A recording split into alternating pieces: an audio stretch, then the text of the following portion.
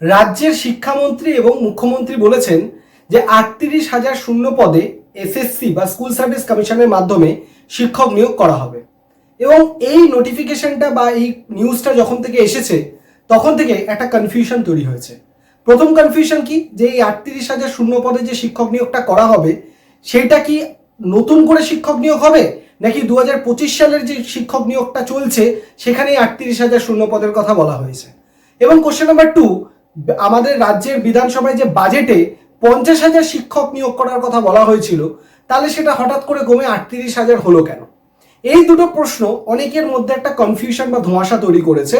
আজকের এই ভিডিওতে আমার উদ্দেশ্য হলো এই প্রত্যেকটা বিষয়গুলোকে তোমাদেরকে পরিষ্কার করে বুঝিয়ে দেওয়া, যাতে করে এই বিষয়টা নিয়ে তোমাদের মধ্যে কোনো কনফিউশন না হয় এবং আগামীতে কিভাবে নিজেদেরকে প্রস্তুতি নেওয়া উচিত বা স্ট্র্যাটেজি নেওয়া উচিত সেই বিষয়টা তোমাদেরকে বলে দেবো।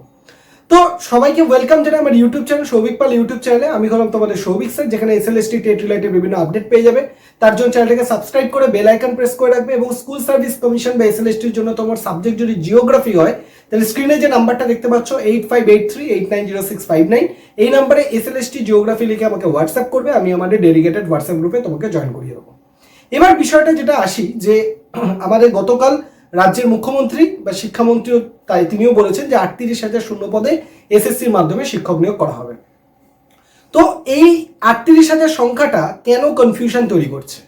তার কারণ এই ৩৮,০০০ সংখ্যাটা পূর্বের যে শিক্ষক নিয়োগ হয়েছে ২৫ সালে, সেখানেও যে সংখ্যাটা শূন্যপদ ছিল মোটামুটি ৩৮,০০০ আশেপাশেই ছিল। সেই জন্য অনেকেই মনে করছে যে ৩৮,০০০ শূন্যপদ যেটা, সেটা হয়তো আগের ২০২৫ সালের কথা বলা হয়েছে। কিন্তু তাদের সুবিধার্থে আমি বলে রাখি যে ৩৮,০০০ শূন্য পদের যে শিক্ষক নিয়োগ এসএসসির মাধ্যমে করার কথা বলা হয়েছে, সেটা নতুন শিক্ষক নিয়োগ, মানে এসএলএসটি 3 এর কথা বলা হয়েছে, এসএলএসটি 2 নয়।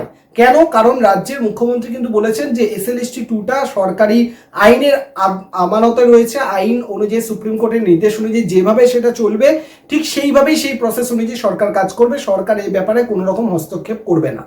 ঠিক আছে? তো সুতরাং সরকার যখন কোনো শূন্য পদের ঘোষণা করছে, তার মানে সেটা ধরে নিতে হবে যে আগামীতে যে নতুন ভ্যাকেন্সি আসতে চলেছে সেইখানের শূন্য পদের কথা বলা হচ্ছে, পুরোনোটার কিন্তু নয়। তাই ৩৮,০০০ শূন্য পদ কিন্তু যেটা নতুন এসএলএসটি 3 হবে সেটার জন্য ঘোষণা করা হয়েছে। এবার প্রশ্ন হচ্ছে কবে হবে, সেটা আমি তোমাদেরকে বলছি। আরেকজনে কিছু কমেন্ট এসছে যে ৫০,০০০ শূন্য পদে শিক্ষক নিয়োগের কথা বলেছে, তাহলে সেক্ষেত্রে ৩৮,০০০ হলো কেন? তোমরা যদি বাজেটটাকে খুব ভালো করে শোনো বা দেখো, আমি ভিডিও করেছিলাম যে ৫০,০০০ শূন্য পদে শিক্ষক, শিক্ষাকর্মী এবং অধ্যাপক এই তিনটের কথাই বলা হয়েছে। শিক্ষক মানে হচ্ছে সেখানে প্রাইমারি, আপার প্রাইমারি, স্কুলের শিক্ষক মানে এসএলএসটি যেটা 9, 10, 11, 12 সেটাও পড়ে, এবং শিক্ষাকর্মী মানে গ্রুপ সিডি, এবং প্রফেসর মানে হচ্ছে কলেজের অধ্যাপক মানে অ্যাসিস্ট্যান্ট প্রফেসর, যেটা কলেজ সার্ভিস কমিশনের মধ্যে দিয়ে হয়ে থাকে। এই পুরোটা নিয়ে ৫০,০০০ শিক্ষক নিয়োগ করার কথা বলা হয়েছে এবং শিক্ষাকর্মী নিয়োগ করার কথা বলা হয়েছে। এবার গতকাল মুখ্যমন্ত্রী বলেছেন যে এসএসসির মাধ্যমে ৩৮,০০০ শূন্য পদে শিক্ষক নিয়োগ করা হবে। এবার ৩৮,০০০ শূন্য পদ, এসএসসি মানে কি?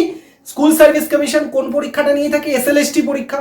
তাই এসএলএসটি পরীক্ষা মানে যেটা 9, 10 এবং 11, 12 এর জন্য যে পরীক্ষাটা, সেখানে ৩৮,০০০ নিয়োগের কথা বলা হয়েছে। বাকিটা কিন্তু যেগুলো রয়েছে যে শূন্যপদটা, সেটা হচ্ছে আমাদের প্রাইমারি, আপার প্রাইমারি, কলেজের অধ্যাপক গ্রুপ সিডি এগুলোর জন্য থাকবে। তাই আমাদের যে আগামীতে যে এসএলএসটি পরীক্ষা হতে চলেছে এসএলএসটি 3, সেখানে প্রাইমারি, আপার প্রাইমারি এইগুলো আলাদা। এসএলএসটির জন্য মানে স্কুল সার্ভিস কমিশনের জন্য 9, 10, 11, 12 মিলিয়ে ৩৮,০০০ শিক্ষক নিয়োগ করা বা শূন্য পদের কথা কিন্তু বলা হয়েছে। তো এটা কিন্তু কেউ ভেবো না যে ৫০,০০০টা কমে গিয়ে ৩৮,০০০ হয়েছে, তা নয়। ৫০,০০০ থেকে ৩৮,০০০ হচ্ছে 9, 10, 11, 12 এর জন্য। বাকি যেটা রয়েছে সেটা হচ্ছে আমাদের কলেজের অধ্যাপক, group CD, primary, upper primary এগুলো সব যাবে। এবং আস্তে আস্তে এইগুলো শূন্য পদ বিশদে আমরা আশা করি ধীরে ধীরে জানতে পেরে যাব। তাহলে আশা করি তোমাদের কাছে ক্লিয়ার হলো যে পুরনো ৩৮,০০০টা পুরনো এসএলএসটির জন্য নয়, নতুন এসএলএসটির জন্য হচ্ছে, 1 নম্বর। দ্বিতীয়ত, যে ৫০,০০০-এর মধ্যে ৩৮,০০০ হচ্ছে শুধু এসএসসির জন্য বা স্কুল সার্ভিস কমিশনের জন্য, বাকিটা অন্যান্য primary, upper primary, group CD এগুলো রয়েছে। ঠিক আছে? তো এবার প্রশ্ন হচ্ছে তাহলে এসএলএসটি 3 হচ্ছে এটুকুন 100% শিওর, কারণ রাজ্যের মুখ্যমন্ত্রী এবং শিক্ষামন্ত্রী দুজনেই বলে দিয়েছে শিক্ষক নিয়োগ হচ্ছে ৩৮,০০০ শূন্য পদে।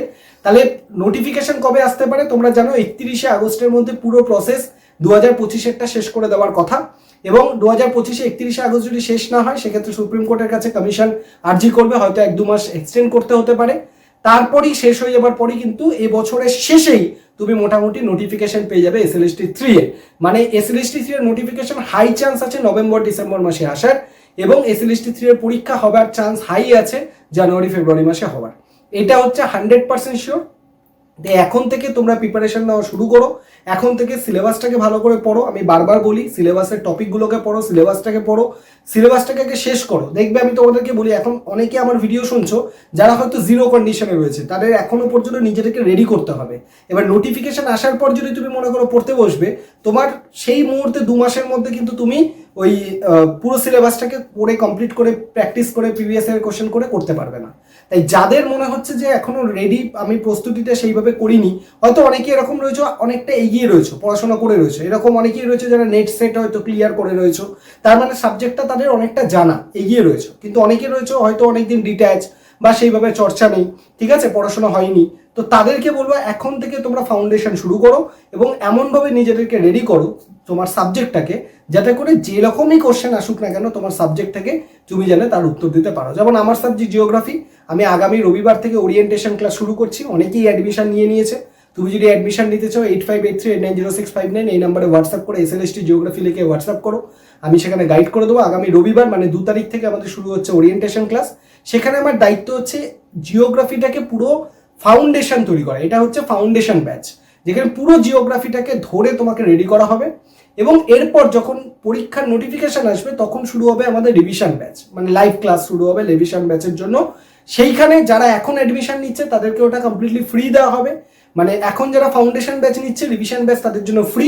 আর পরে যদি কেউ মনে করে এখন আমার রেডি আছে, পরে আমি রিভিশন ব্যাচ নেবো, সে পরবর্তীকালে নোটিফিকেশনের পরে রিভিশন ব্যাচ জয়েন করতে পারে। তো মোটামুটি তুমি যখনই নাও না কেন আমাদের হোয়াটসঅ্যাপ গ্রুপে জয়েন থাকতে পারো, সেখানে সমস্ত আপডেট তুমি পেয়ে যাবে। মনে রাখবে 2 তারিখ থেকে ক্লাস শুরু হচ্ছে, তার আগে অবশ্যই অ্যাডমিশন নিয়ে নাও। 2 তারিখ হচ্ছে আমাদের ওরিয়েন্টেশন থাকবে, ঠিক আছে। আর যদি কোনো রকম কোনো সমস্যা হয় অবশ্যই ভিডিওর কমেন্ট সেকশনে লিখবে, আর এই ইনফরমেশনটা শেয়ার করে দাও সমস্ত বন্ধু বান্ধবদের সাথে যারা ইনফরমেশনটা সম্পর্কে খুব একটা বেশি জানে না। এবং একটা লাইক করে দিও ভিডিওটাকে, বা চ্যানেলটাকে সাবস্ক্রাইব করে বেল আইকন প্রেস করো, কমেন্ট করো। কোনো রকম অসুবিধা হলে আমি অবশ্যই সেই প্রত্যেকটা কমেন্টের কিন্তু উত্তর দিই। ধন্যবাদ সবাইকে, ভালো থেকো, দেখা হচ্ছে নেক্সট ভিডিওতে।